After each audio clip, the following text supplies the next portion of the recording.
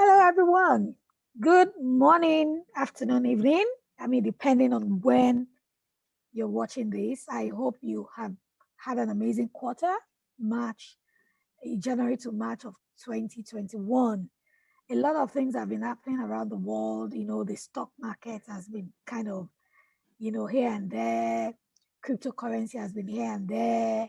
The Nigerian economy. I currently live in Nigeria, Lagos, Nigeria to be precise. A lot of things have happened, CBN policies here and there, just so many things happening around the same time. I'm glad that Maiwa and I have this opportunity to be in your faces once again. We usually like to talk about prevalent issues, just general gist about your finances. And I know we'll have an amazing time together. Maiwa is an academy manager at Smart Stewards. He's also a coach at Smart Stewards and he's a founder of Power to Know. Of course, he has other businesses, conglomerates that is running and heading. Maiwa, how have you been? Good day. Good. It is good afternoon, Coachy. Yeah, I'm reaching out to you here from England, and it's good to speak to you again. Well, we just spoke. I think we in touch almost every day.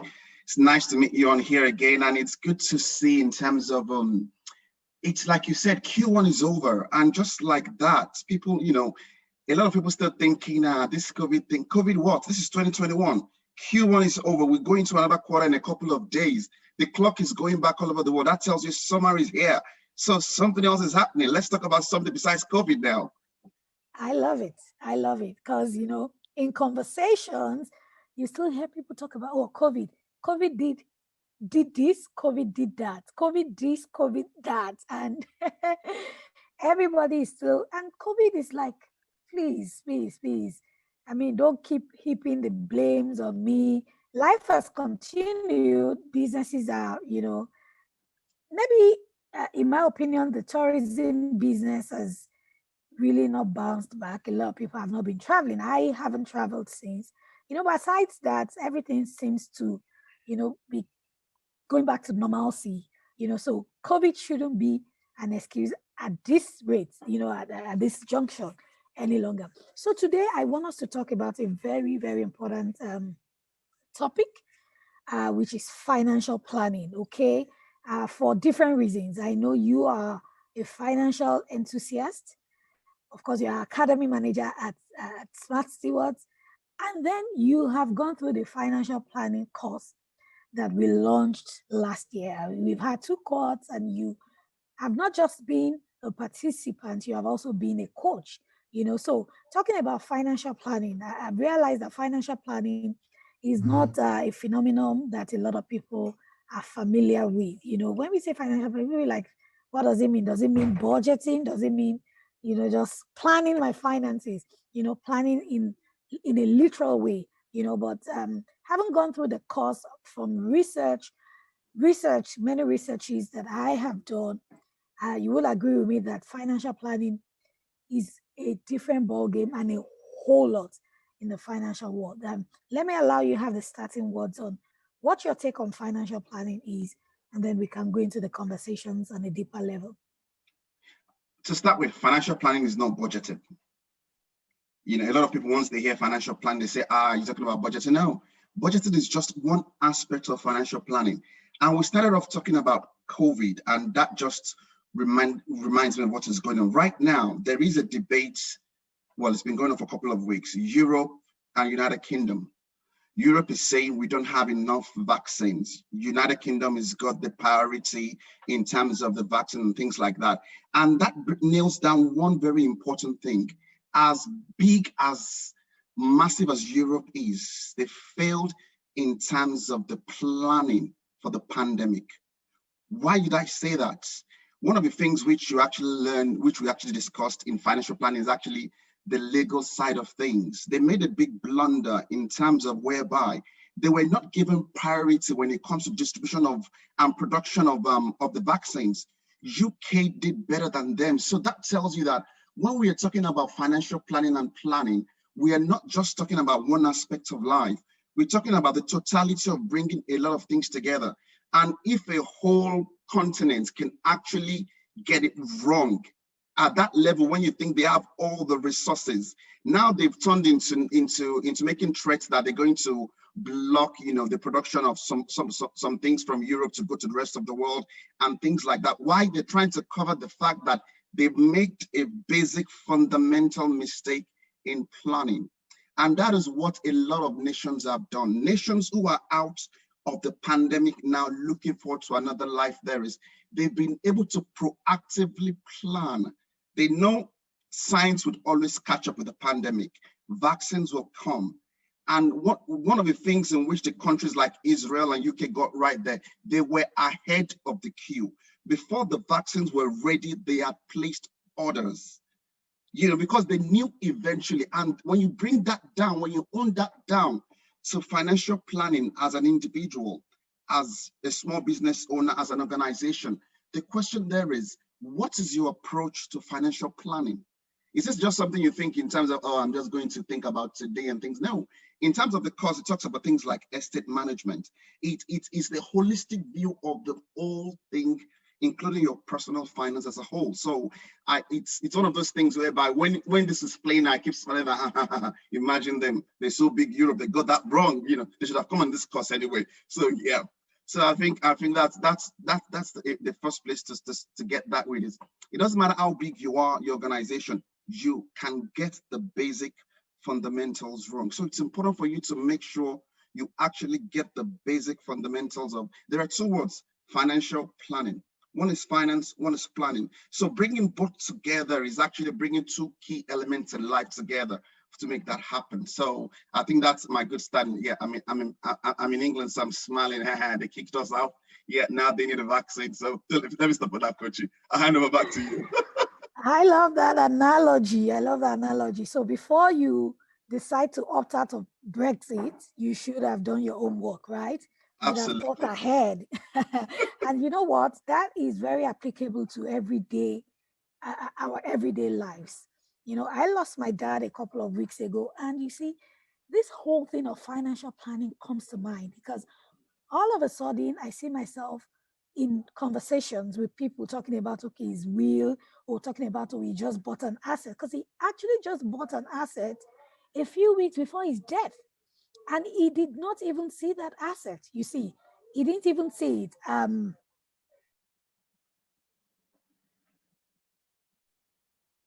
then you see, he bought an asset that we only got to know after. And we're like, okay, so assets. And then we started to talk about his bank account, or let's get his lawyer. And I'm like, this thing is real. You've got to plan for your future. You've got to plan for life beyond you. You've got to, plan for your estate and a whole lot more. Now, let me read out this definition from the course about financial planning. Simple definition, but keywords. It says financial planning is an all-encompassing, number one, ongoing. So all-encompassing, ongoing process that helps or that seeks to help you make logical decisions about money in order to achieve your financial goals. Let me go through that again. Financial planning is an all-encompassing, ongoing process that seeks to help you make logical decisions about money in order to achieve your financial goals. So many things. Now, all-encompassing, let's break it down. I like the fact that you mentioned earlier on that financial planning is not just budgeting. There are 6 elements of financial planning, which we'll dissect in just a bit. You have cash flow management, you have investment planning, right? You have risk management, and you have estate management, you have retirement planning, and then you have, what's the 6th one now? You have insurance, tax planning. So risk and insurance, so let me go through it again. Cash flow management, investment planning, risk and insurance management, estate management, retirement management or planning, and then you have tax planning. So it is really all encompassing, because cash flow management talks about your inflows and outflows, your expenses and your earnings, how you manage it, how you manage your cash flow. Then investment is talking about, there's so much about, I mean, I was on a call with a client of mine yesterday, and we were talking about investments and then some of the mindset and some of the limitations or limiting beliefs that she has about investment. And I'm like, see, investment is not just, oh, they say there is one agro-allied opportunity, you go into, oh, they said I can buy shares, you go into it. There's a whole methodology to planning, or that comes to play when it comes to investing. You have to consider your risk temperament, your goals, you have to consider your temperament, you have to consider your financial situation, and a whole lot more. So it's a planning methodology itself. Then we are talking about retirement. So once you stop working, once you stop trading your time for money, what happens? I think we have once had a conversation in which we were saying that, you see, retirement is one of the costliest expenses a man would have. Because in retirement, the inflows may not be much, except you have put up structures in place that will continually guarantee inflows. But if you do not do that, then retirement is usually a very costly expense. Then we are talking about estate management, estate planning. Now, my father is gone. We are still in the midst of, okay, where's the will, talking to the lawyer, what does he have? And something funny happened last week, my stepmom called me and said, somebody came to the house and, was asking that he just heard that morning that my father had passed, and that, my father had lent him some money and he had returned part of it, and that he still has so amount of money to be paid back. I'm like, you see, a proper estate plan will ensure that all your debts are listed. Now, if the guy hadn't showed up, we wouldn't have known. And I'm sure there are some other people, many other people would even show up. We just say, hey, Okpeo in Nigeria, in Yoruba parlance, that means, hey, thanks to anybody. I'm not going to have to pay this money. So estate planning is you saying, this is what I have, these are my assets. How do I plan? Who gets what? Am I going to establish a trust? Do I have a will in place? Some people will say, estate planning, I'm too young to start talking about wills. We don't like to talk about some of those things. And then, of course, tax planning. I know in the Western world, tax planning is one of the things rich people leverage, to kind of build wealth. So there's so much more. So when that definition said all encompassing, can you see that those 6 areas, all encompassing, ongoing? Now, that you make a plan today does not mean next year. I mean, you don't have to review or make other plans. If you live in Nigeria, where policies change from time to time, where our currency is subject to constant devaluation and all of that, you would realize that last year's plan might not suffice for this year. This year's plan might not suffice for next year. So you have to keep tweaking, keep checking, and all of that. And then logical decisions, logical, fact-based decisions, not sentimental decisions. You are not, doing something because somebody says to do it. You're doing it because you have facts to back your decision. So this financial planning thing, I love it because I understand the concept, and that's why I chose to teach it. And I believe that when people grasp the whole essence, it makes life a lot easier, So my own starting words, and I've said so much. So what I think we need to do is let's touch on those 6 areas one after the other. Marwa, in terms of cash flow management, inflows and outflows, can you say something to that just very briefly? I think I like the way it starts, because one of the key things about the cost there is it starts from the beginning. If you don't take care of the foundation, forget the rest. And that is one thing people need to understand. People talk about, I want to invest. What do you invest with? So the first thing for you to understand there is, when you talk about cash flow management, that is it. I like the way, if you pay attention to the words, they're self-explanatory. Cash flow is, how does the cash flow? What comes in, what stays in, and what goes out. And within cash flow, that is where you talk about things like, okay, your budgeting, how do you ensure what comes in? This is in terms of how many sources of income do you have?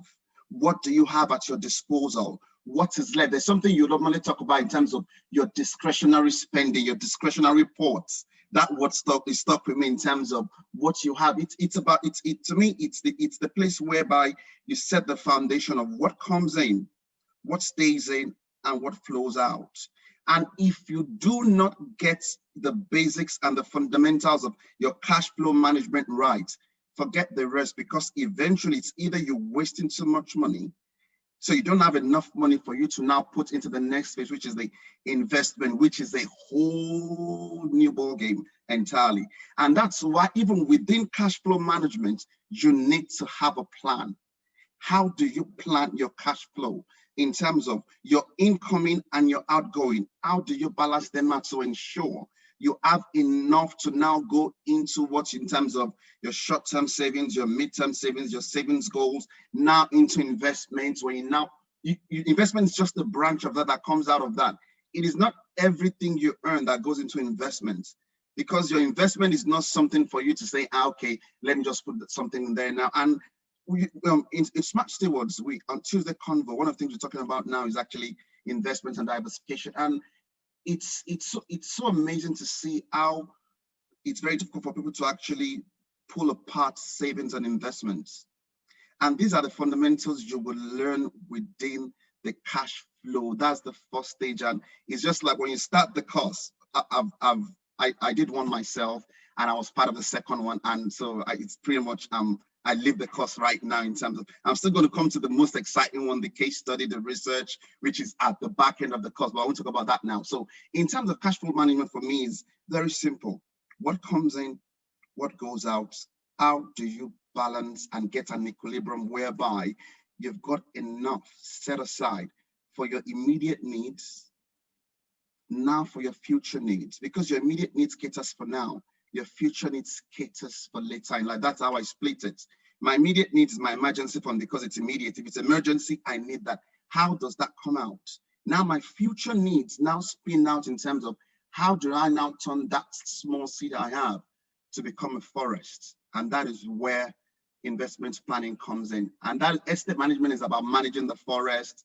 Tax planning is about making sure the government does not come and chop too much of your trees away. Insurance, making sure that when fire comes, the forest you've taken forever to build, you don't set fire on it and things like that. That is the analogy I use to understand the cost in terms of the phases. So cash flow management is when I get the seed, how the seed comes in, I plan it, and when the harvest comes, how I set them apart to make sure, one, I don't eat everything, to make sure I have enough seed coming back in to replenish that. So that's my take on cash flow management.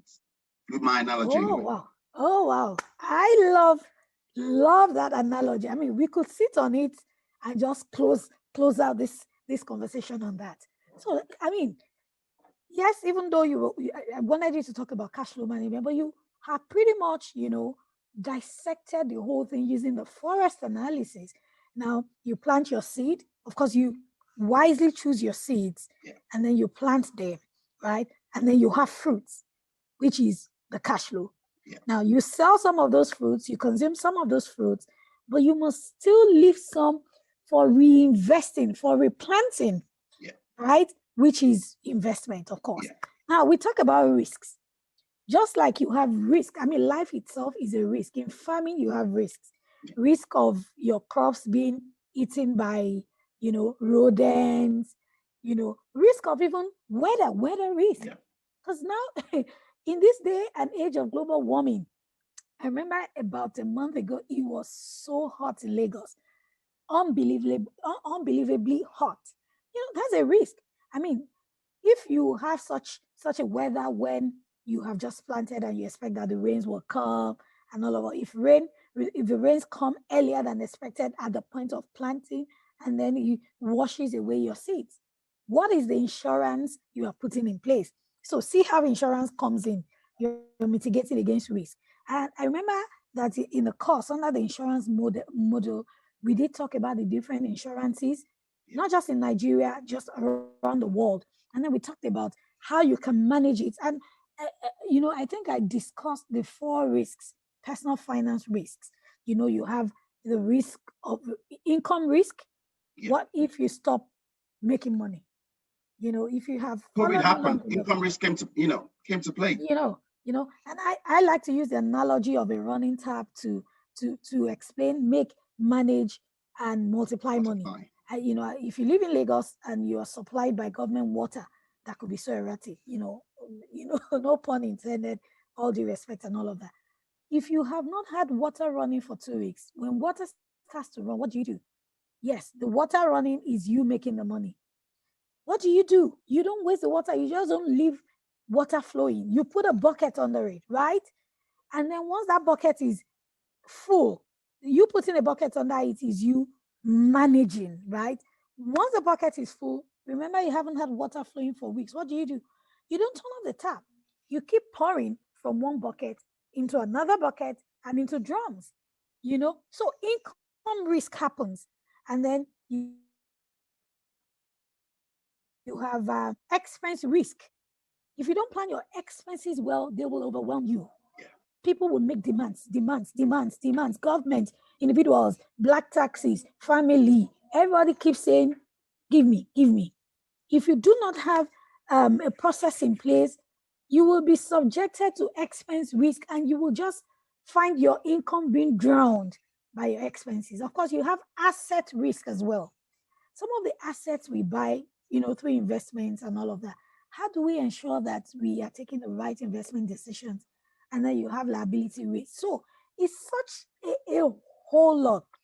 So going back to your forest analogy, now that you have put those insurances in place, then what happens? One day you are not there, maybe you have to travel out of town, or you're not even, you have to relocate entirely. Do you shut down your farm?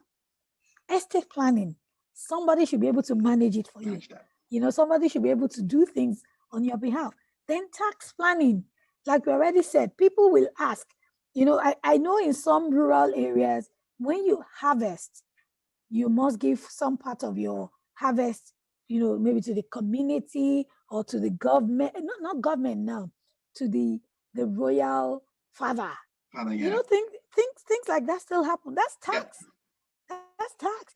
When my dad died, they said, "Oh, we need to put money in envelopes for the wife, the king's wife, the queens, the olori." And I'm like, "Gosh." So going back to your forest analogy, taxes are from your produce. You have to take 10%. You have to take some part of your produce to the Oba or to the what do you call them in English now? To the royal fathers or to the king, the monarchy, right? The monarchies, Yes. yeah. So you see, pretty much this forest analogy covers all these 6 areas. And then retirement planning. So when you're not able to actively go to the farm, what have you put in place? Some of your produce, you have to convert them into another form. Yeah. So that there's always something coming in. So I just like the direction of this conversation. So I'm going to go study the forest of farming more and how it relates to financial planning. I love the conversation. So in our final words, what would you say to people? We want you to register for the financial planning course, right? But and it runs like twice a year. So even if you have missed the first 2 cohorts that we held last year, you can still join this one. And then, and it's going at a discounted price right now, right? 50%. 50% off, yeah. You can join. So it's not just, the value of this course is so enormous. I remember that I had this conversation with my, we were like, okay, pricing. And it says, let's give people the first 20 people some good discounts. And we have received emails. Some people saying, hey, I'm a salary earner. Please. I will pay at the end of the month and all of that. So it's a good pricing, for you to get into. And we're recording this video the last week of March 2021. Q1 is almost gone. What personal development investment have you made for yourself? And then this is something that even transcends now into the future. What you know stays with you. Financial planning, we have said, is all encompassing. Come and learn the tricks, come and learn the know-how, the how to, manage your finances across these 6 areas and so much more. And then you can also get to join our investment club where you mix, with people, you learn the dynamics of investing. We hold webinars from time to time, book reviews, we give you investment opportunities, and just so much more happening around the same time. So, Maya, what would be your parting words on this financial planning concept? To me, I think the first thing there is, if you think knowledge is expensive, you don't want to know the cost of ignorance. And this is something about when people think it, and a typical example is an investment. You could actually be actively investing in the wrong thing. That's where knowledge comes. That's the power of knowledge.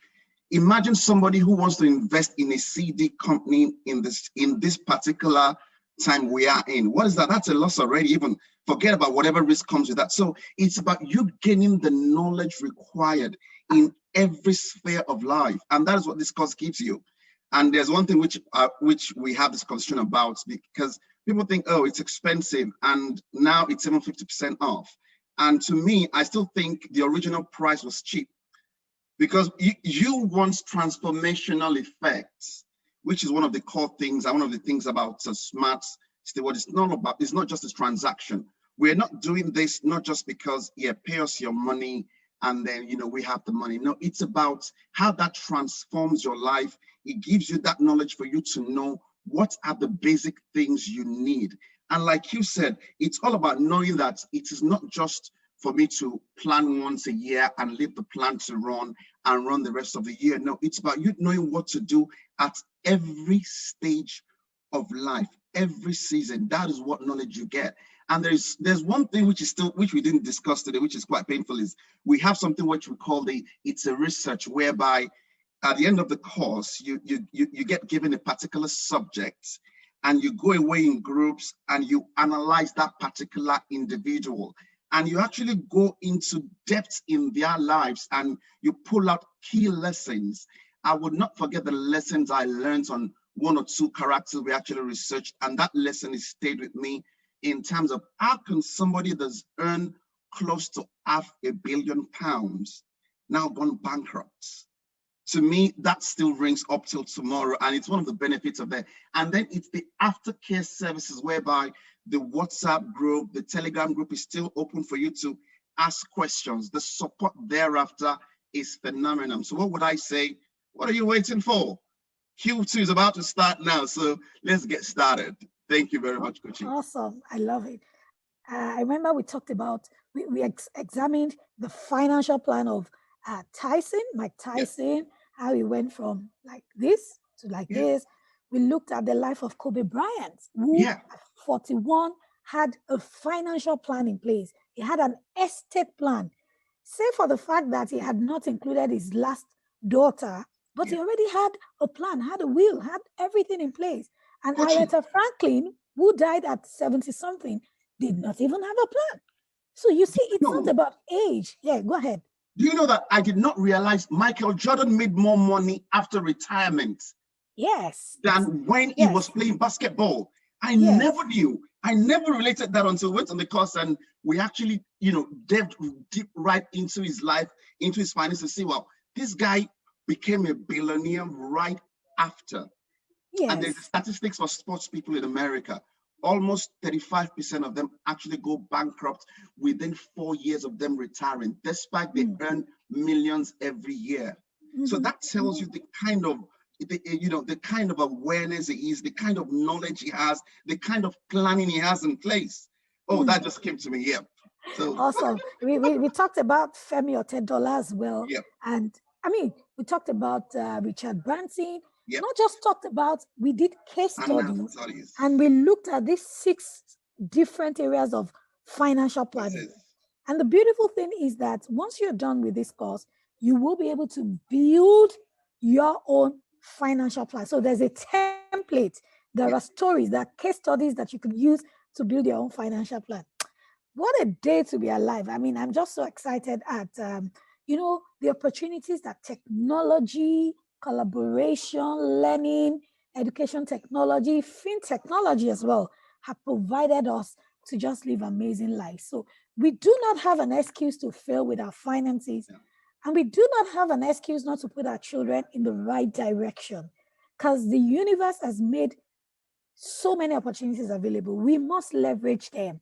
And sometimes we have to pay our way into, getting this knowledge and getting to understand how to apply. Sometimes you read some books until you do a proper book study with people. You might not even realize the depth of the book.